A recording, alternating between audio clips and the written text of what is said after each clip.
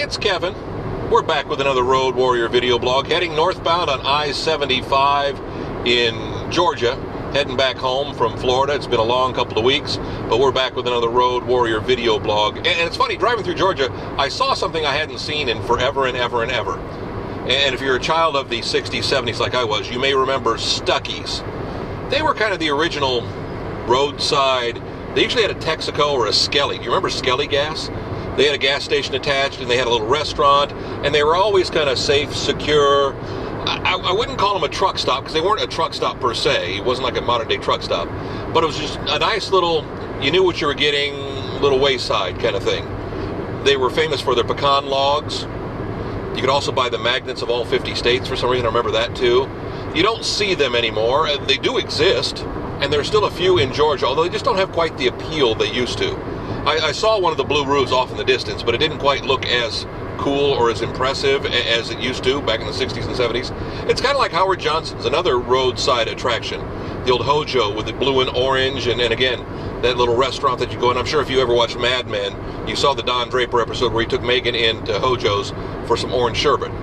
And very much, and that was early 60s. I remember the Hojos of the 60s and 70s. And each little area of the country had their own little regional, if you will, I don't want to call them icon, but they were big, kind of the original, I don't want to say fast food chains, but the original chains that just kind of disappeared along the way. And I guess that does happen.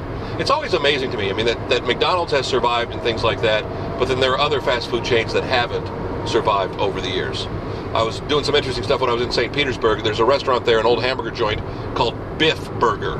And Biff Burger was a chain in the early 60s that fell apart in the 70s when the company that owned them tried to start buying casinos, which I can't imagine a fast food company buying casinos. But they ended up selling out a lot of the locations to Burger King, which when Burger King started in Miami, it kind of made them bigger in Florida and the Southeast. And now, of course, Burger King is a giant in the fast food world. But it's just amazing how those icons, those roadside icons of my youth are pretty much all gone. And I realize I'm in my 50s, so it goes without saying, but you would think those things would last a whole lot longer. At least I would have thought. Especially in a world where everything is so mass consumed now, where there are Walmarts everywhere and McDonald's everywhere, and there aren't a lot of LOOs, L-O-O's as my father calls them, the locally owned and operateds anymore. Especially when you're traveling down the highway. I'm sad, but I'm not sad. I realize that's just the way life goes, and it's reality, and it's just what it is. Back with another Road Warrior next week. That's a reality. KevinMason.us, the Road Warrior website. I couldn't get roadwarrior.com. The wrestlers got that a long time ago.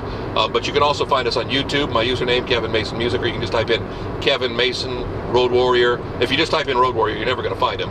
I think there are like 3,000 matches of the Road Warrior video guys, or the wrestler guys. And you can also find us on Facebook, too.